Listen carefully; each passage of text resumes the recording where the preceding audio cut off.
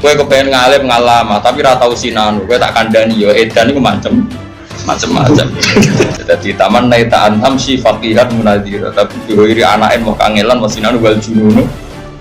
Edan iku macem-macem. Lah kowe paling parah. Kosong kurang ajar kamu, ya bahaya. Kamu tidak punya akhlak.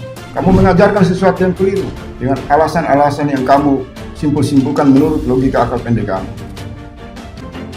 No, poin Barno gitu, yang ngomong Barno kan, yo mana di fitnah wong apa? Barno, tinggal mangan rokokan, bariku glegean turu, Kalau tak kenang nak di fitnah wong, kalau tak kenang dewe ulama-ulama kata Abu Yazid Al-Bustami ditakoki, jenengan dirasani tiang niki. Dekne iku sapa? Nggih tiyang. Lah ya tiyang iku gak sing ngatur uripku lan sing ora ngatur uripku lan matiku. Mulane ora masalah. Nek sing rasane aku pangeran yo masalah. Jadi yang kurang ajar itu Gus Baha yang memanipulasi semangat NU untuk mencintai baginda Rasul dengan mengatakan panggil saja Muhammad, panggil saja, tidak usah pakai Sayyidina atau pakai Sayyidina silakan saja. Mengajar kamu. Jadi ngomong sing wis usul-usul. Aku nak dirasani wong karepku ya susah, tapi ketika saya ingat dia ndak yang mengatur kehidupanku dan saya bisa istighna gak butuh dia, maka rasananya dia ndak ada masalah. Jadi nak dirasani wong cara menghilangkan fadzakartu anni astaghni minhu. Saya ingat bahwa saya ndak butuh dia. Yang saya butuhkan adalah rahmate Allah. Makanya nggak masalah. Jadi nak dirasani wong nak berat ya sekeling iku piye wae manusa sing uripe ya bergantung mbek Allah, kowe ya bergantung mbek Allah, padha ra jelas kayak kok susah.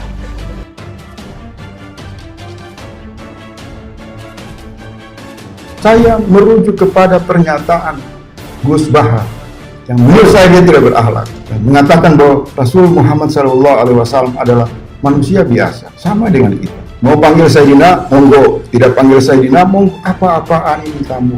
Gus Baha, kamu itu jangan menggunakan agama untuk melakukan penipuan kepada umat. Aneh-aneh, biasa lah. Tapi kira usah gede ngomong-ngomong itu, kadang gue lah orang di Sayyidina. Sekali syahadat, ayo wong NU lah nak syahadat, ngomong di Sayyidina. La ilaha illallah, ayo jawab. Jadi kita wis biasa, kadang ngomong makna berlebihan. Ngomong orang di Sayyidina jadi gak sopan, gue rasa meninggung. Gue lah di kalimat-kalimat, saya mesti ramu Sayyidina. Terus gue darani, gak sopan nyebut Nabi langsung. Kita ini kan yes dia mulane wong dadi wong alim kok ben utek lho to bener. Kita yang fanatik muni Sayyidina pun ada momen-momen yang kita nggak pernah bilang Sayyidina. Seolah-olah Hasyim Asy'ari ini satu sosok ulama besar yang luar biasa besar, yang dikutuskan sedemikian rupa, menyebut namanya saja para loyalisnya mengatakan kalau bisa pakai dong gelar-gelar di depan kiai haji ke apalah itu, julukan-julukan itu baru bisa menyebut nama Hasyim Asy'ari. Terlalu panjang julukan itu, tidak penting bagi saya. Mbah Hasyim itu Hadratus Syekh. Kenapa disebut Hadratus Syekh? Karena hafal kutubus sitah, Bukhari, Muslim, Nasai, Abu Dawud, Tirmidzi, ratusan ribu hadis hafal. Mangane maaf ya, akeh wong kualat karo NU akeh.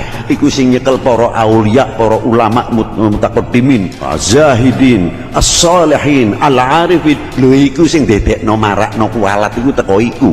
Kena ditonton ae nek wong ra seneng karo NU. Aku ora nyepatani lho.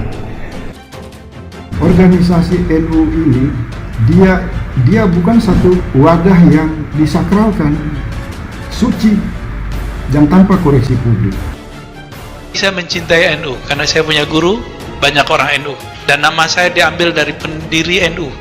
NU emang ada agenda untuk menghancurkannya. Kenapa? NU dan Muhammadiyah itu dua sayap Indonesia. Satu patah pak, tunggu negeri kita konflik terus. Maka dihancurkan mulai dari luar atau di dalam. Dari dalam ya dimunculkan pemahaman yang nggak benar, dari luar diserang seperti tadi. Dia sama dengan organisasi di level RT atau RT, dan kalau organisasi RT itu diorganisir secara nasional jauh lebih besar dari NU. Itu urusan apa opini-opini yang sedang dibuat untuk menghancurkan NU.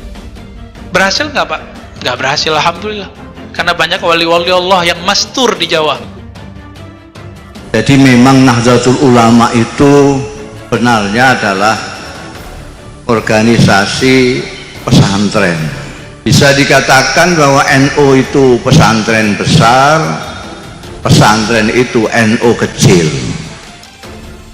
Hasyim Asy'ari itu hanya mencatut ya saya bilang ya, dalam dokumen paling penting muka 5 kasasi, gabung kasasi NU, itu mencatut, mengambil.